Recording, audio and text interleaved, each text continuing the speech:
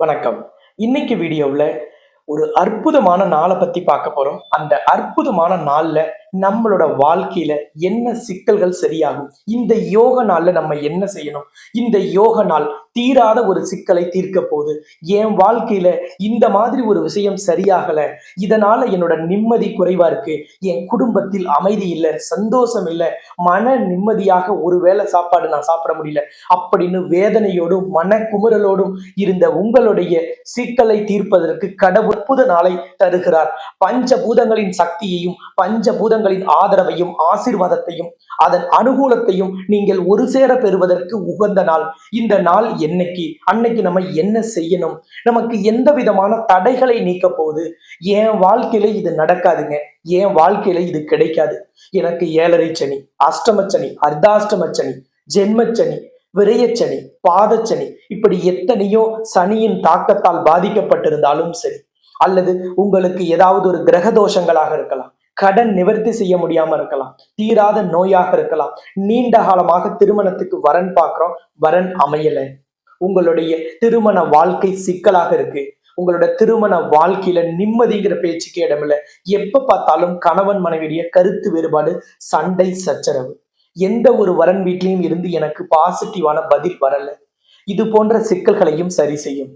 அதே மாதிரி நீண்ட காலமாக ஒரு குழந்தை பாக்கியத்திற்காக ஏங்கி தவிக்கிறோம், ஒரு குழந்தை பாக்கியம் கிடைக்கல, ஒரு விசேஷ நிகழ்வுகளுக்கு போகணும், ஒரு திருவிழாவுக்கு போகணும், ஒரு ஆலயத்துக்கு போகணும்னா கூட அங்க யாராவது ஏதாவது ஒண்ணு கேட்பாங்க, அதனால மனம் வேதனையா இருக்கும், மனம் நொந்து போய் நாங்க பொது இடத்துக்கு கூட போறதில்லை அப்படின்னு வேதனையில் இருக்கக்கூடிய குழந்தை பாக்கியம் இல்லாதவர்கள், குழந்தை பாக்கியம் கிடைக்காதவர்களுக்கும் இந்த நாள் பெரிய பலனை தரும். எப்படி கடந்த சில மாதத்துக்கு முன்னாடி கடன் தீர்ப்பதற்கு ஒரு அரிய கிரக சேர்க்கையும் ஒரு அற்புத நாளையும் சேர்த்து நம்ம சொன்ன பரிகாரத்தின் வழியாக இன்னைக்கு பல ஆயிரம் நபர்கள் கடன் இல்லாத வாழ்க்கையையும் உங்களுடைய கடன் சிக்கலினால் ஏற்பட்ட வேதனையிலிருந்து விடுதலையும் பெற்று நிம்மதியான வாழ்க்கையை வாழ்கிறீர்களோ, அதே போல ஒரு அற்புதமான நாள், அதுவும் அற்புதமான கிரக அமைப்பில் இந்த நாளை சரியாக பயன்படுத்தும் உங்களுக்கு வாழ்க்கையில் இனி வெற்றியே. ஆண்டின் இறுதியில் இந்த அற்புத நாள் வந்தாலும் உங்களுக்கு 2025 உங்களுடைய கஷ்டமும் வேதனையும் கண்ணீரும் நீங்கும் ஒரு அற்புதமான யோகத்தை பற்றியும், அந்த நாளில் நாம் என்ன செய்ய வேண்டும், என்ன மாதிரியான சிறப்புகளை அந்த நாள் பெற்றிருக்குங்கிறது தான் நாம் இன்னைக்கு இந்த வீடியோவில் தொடர்ந்து பார்க்க போறோம். இந்த சேனல் இது வரைக்கும் சப்ஸ்கிரைப் பண்ணலைன்னா சப்ஸ்கிரைப் பண்ணிட்டு நீங்க பெல் பட்டன்ல ஆல்கிற ஆப்ஷன் கொடுத்தீங்கன்னா நம்ம போடக்கூடிய எல்லா வீடியோக்களுமே நோட்டிபிகேஷன்ல உங்களுக்கு காமிக்கும். நீங்க எப்பெல்லாம் ஃப்ரீயா இருக்கீங்களோ அப்ப எந்த வீடியோவையும் மிஸ் பண்ணாம பார்க்க முடியும். அதே மாதிரி இந்த வீடியோவை நீங்க லைக் பண்ணீங்கன்னா யூடியூப் உங்களை போல பல நபர்களுக்கு இந்த அரிய வீடியோவை போய் ரெக்கமெண்ட் பண்ணும். நீங்க நேரடியாக உங்களோட நண்பர்கள், உறவுக்காரங்க, அக்கம் பக்கத்தில் இருக்கக்கூடியவர்கள், வாட்ஸ்அப்ல இருக்கிற குரூப்பா இருக்கலாம், ஃபேஸ்புக் குரூப்பா இருக்கலாம், வாட்ஸ்அப்ல நீங்க உங்களோட ஸ்டேட்டஸ்லயும் இந்த வீடியோவோட லிங்கை வச்சு பல பேர் பார்க்கும்படி செய்யணும்னு நினைச்சீங்கன்னா வீடியோவுக்கு கீழே இருக்கிற ஷேர் பட்டனை போய் நீங்க பிரஸ் பண்ணி அதன் வழியாக எல்லா சோசியல் மீடியா அக்கௌண்ட்லயும் ஷேர் பண்ணியும் நீங்க சப்போர்ட் பண்ண முடியும். எந்த ராசிக்கு அப்படின்னு பாத்தீங்கன்னா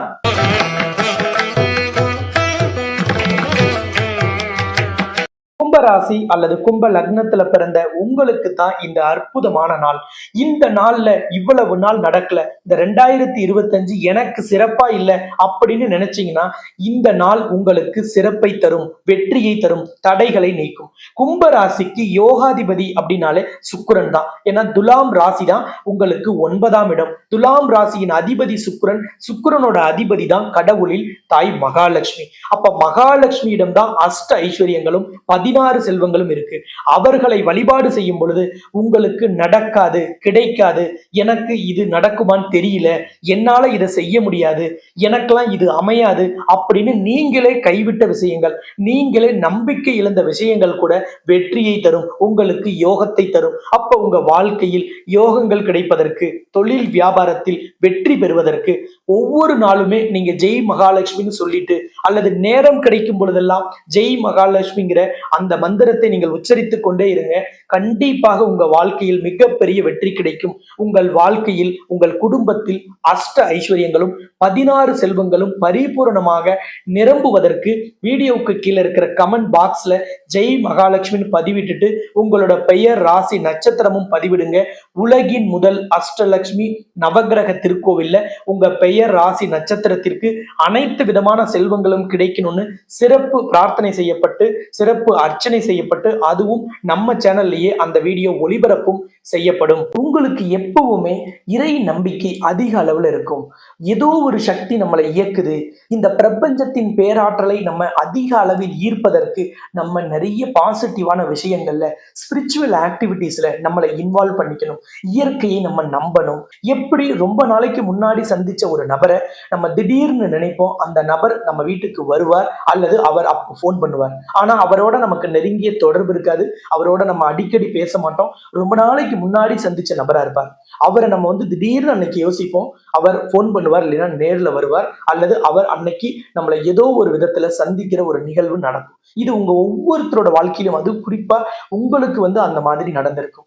எதனால அப்படின்னா, இதுதான் பிரபஞ்ச ஈர்ப்பு விதி, லா ஆஃப் அட்ராக்ஷன். இந்த பிரபஞ்ச ஈர்ப்பு விதியோட ரகசியத்தை தெரிந்து கொண்ட சித்தர்கள், யோகிகள், ஞானிகள் எல்லாம் பஞ்சபூதங்களையும் அடக்கி ஆண்டார்கள். பஞ்சபூதங்களையும் தன்னுடைய வசமாக வைத்திருந்தார்கள். அப்படிப்பட்ட பஞ்சபூதங்களையும் அடக்கியாளும் சக்தியை ஆண்டுக்கு ஒரு முறை இறைவன் நமக்கு சில விசேஷ நாட்களில் தருவார். அப்படிப்பட்ட ஒரு விசேஷமான நாள் தான் இந்த டிசம்பர் 4ஆம் தேதி.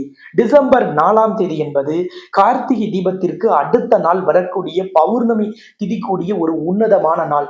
இந்த நாளில் தான் பாஞ்சராத்திர தீபம் அப்படிங்கிற ஒரு விசேஷ தீபத்தை நாம் ஏற்றி வழிபாடு செய்யும் பொழுது நமக்கு பஞ்சபூதங்களின் ஆசீர்வாதமும் கிடைக்கும். பஞ்சபூதங்களின் ஆசீர்வாதம் யாருக்கு கிடைக்குதோ அவங்களுக்கு நவகிரகங்களின் நல்லாசி விரைவாக கிடைக்கும். நிச்சயமாக இந்த பாஞ்சராத்திர தீபம் ஏற்றி வழிபாடு செய்யும் பொழுது, அதுவும் பௌர்ணமி தினத்தில் நாம் இந்த தீபம் ஏற்றி வழிபாடு செய்யும் பொழுது நமக்கு பஞ்சபூதங்களின் சக்தி கிடைக்கும். எப்படி உடம்புல ஏதாவது ஒரு பெரிய பிரச்சனை வரத்துக்கு முன்னாடி சில அறிகுறிகள் தோன்றுதோ, ஒரு உதாரணத்துக்கு தலைவலி, காய்ச்சல், இருமல் அல்லது வாயில புண்ணு ஏற்படுறது, இது எல்லாமே ஏதோ ஒரு உடல் உறுப்பு, முக்கியமான ஒரு ஆர்கான் உங்களுக்கு தொந்தரவு தருது, அதுக்கு ஏதோ சிக்கல் ஏற்பட்டிருக்குங்கிறத உங்களுக்கு அறிகுறியாக உணர்த்துறதுக்கான வழிதான் இது போன்ற உடல் உபாதைகள். அப்ப இதை நீங்க உடனடியாக பார்த்து என்ன சிக்கல்னு சரி செஞ்சுக்கிறோமோ, அது போல ஒரு மனிதனுக்கு நீண்ட காலம் ஒரு பிரச்சனையை தரக்கூடிய கடனா இருக்கலாம், அல்லது பணம் கொடுத்து ஏமாந்ததா இருக்கலாம், சொத்தை நீங்க யாருக்கிட்டையாவது பறி கொடுத்திருந்தா, அல்லது விலை உயர்ந்த பொருளை பறி கொடுத்திருந்தா, உங்க பதவியை நீங்க யாருக்காவது விட்டு கொடுத்தீங்க, அல்லது அவங்க தட்டி பறிச்சிட்டாங்க, உங்களுக்கு கிடைக்க வேண்டிய, உங்களுக்கு வர வேண்டிய நியாயமான எந்த விஷயங்கள் உங்களுக்கு கிடைக்கலினாலும் நீங்க இந்த பாஞ்சராத்திர தீபத்தை ஏற்றி வழிபாடு செய்யும் பொழுது பெரிய அளவிலான வெற்றி கிடைக்கும். இந்த வருடத்தில் பௌர்ணமி அப்படிங்கிறது டிசம்பர் 4ஆம் தேதி வியாழக்கிழமை வருது. கார்த்திகை தீபம்ங்கிறது டிசம்பர் 3ஆம் தேதி அன்னைக்கு நீங்க வீட்டில் தீபம் ஏற்றி வழிபாடு செய்றீங்க. நிறைய நபர்கள் பரணி தீபம் ஏற்றுவதும் கார்த்திகை தீபம் ஏற்றுவதையும் நீங்க தொடர்ந்து பின்பற்றுவீங்க. இதை இரண்டையும் வீட்டில் ஏற்றி வழிபாடு செய்துவிட்டு நீங்க இந்த பாஞ்சராத்திர தீபத்தை, இந்த 5 தீபத்தை, பாஞ்ச் அப்படின்னாலே 5 என்று பெயர், பஞ்சபூதம் என்பதும் 5. அப்ப பஞ்சபூதங்களான நீர், நிலம், காற்று, ஆகாயம், நெருப்பு போன்ற அனைத்து சக்தியையும், இது அனைத்துமே ஒரு மனிதனுக்கு வேணும். உடலில் ஒரு குறிப்பிட்ட உஷ்ணம் இருந்தாதான் அந்த உடல் இயங்கிக் கொண்டிருக்கும். உடலில் தேவையான நீர்ச்சத்து இருந்து கொண்டே இருக்கணும். இந்த உடலில் உயிரோட்டம் இருப்பதற்கு காற்று அவசியம். உங்கள் எண்ண அலைகள், உங்கள் நினைவாற்றல்கள், இது எல்லாமே ஆகாய தத்துவமாக உங்களுக்கு கொடுக்கப்பட்டிருக்கு. அப்ப இந்த பஞ்சபூதங்களால் ஆன இந்த உடலிற்கு பஞ்சபூதங்களின் சக்தியும் வேணும். அப்ப பஞ்சபூதங்கள் யாருக்கு வசமாகிறதோ அவர்கள் தான் சித்தர்கள், யோகிகள், ஞானிகள், ரிஷிகள் போன்ற உயர்ந்த இடத்திற்கு வந்தார்கள். அப்ப பஞ்சபூதத்தை அடக்கி ஆளும் சக்தி பெற்றவர்கள் எப்பொழுதுமே தான் நினைத்த மாத்திரத்தில் ஒரு விஷயத்தை நிகழ்த்தி கொள்வார்கள். பல மத குருமார்களை, பல ஆன்மீகவாதிகளை பார்த்து நீங்க எல்லாருமே ஆச்சரியப்படுவீங்க. இவர் எப்படி இந்த நிகழ்வை நிகழ்த்தினார், எப்படி இந்த அற்புதத்தை நடத்தினார்னு. பஞ்சபூதங்களின் சக்தியை அடக்கி ஆள தெரிந்தவர்கள்.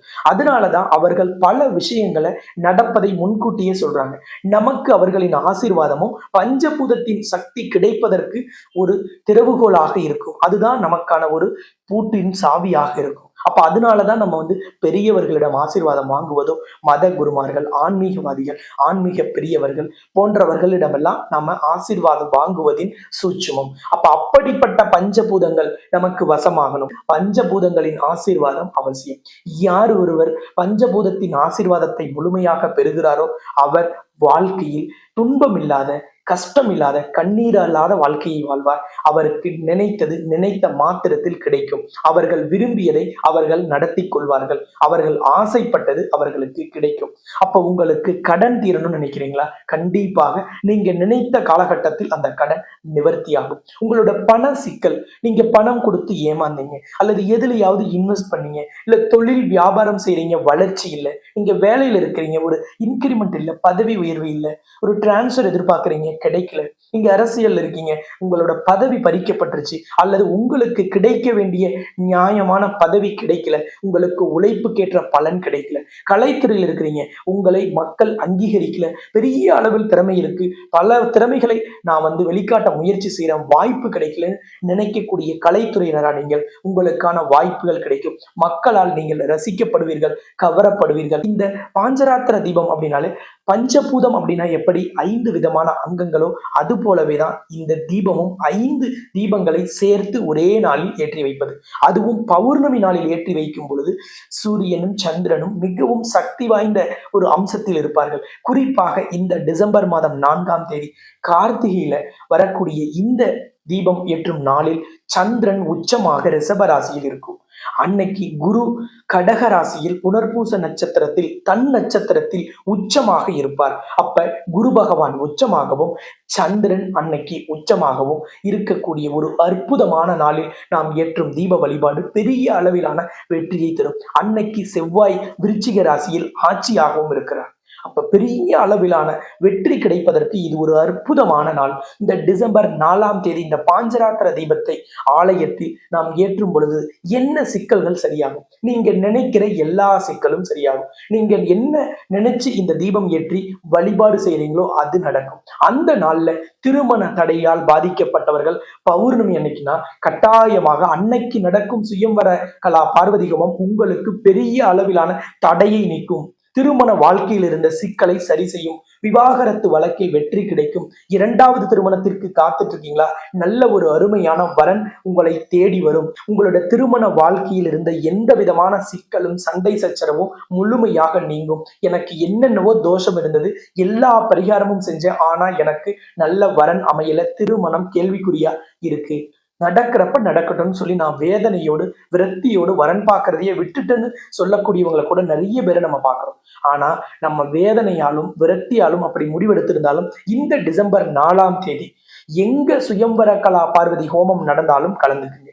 சரி, எங்க ஊர்ல நடக்கல, நாங்க எங்க போய் கடைசி நேரத்துல தேடுறதுன்னா, சேலம் மாவட்டம் தலைவாசல் இருக்கக்கூடிய உலகின் முதல் அஷ்டலட்சுமி நவகிரக திருக்கோவில்ல டிசம்பர் 4ஆம் தேதி பௌர்ணமி அன்னைக்கு காலையில இந்த சுயம்வர கலா பார்வதி ஹோமம் நடைபெறும். கலத்திரக்காரகன்னா நவகிரகத்துல சுக்கிரனோட அதிபதி தான் கடவுளில் தாய் மகாலட்சுமி. இந்த மகாலட்சுமி சூடிய மாலையை இந்த திருமண தடையால் பாதிக்கப்பட்ட நபர்களுக்கு சூடிதான் இந்த ஹோமத்தில் உட்கார வைக்கப்பட்டு ஹோமம் நடைபெறும். இந்த ஹோமம் முடிந்த பிறகு உங்களுக்கு மங்கள அச்சதை போட்டு லக்ஷ்மியின் ஆசீர்வாதம் வழங்கப்படும்.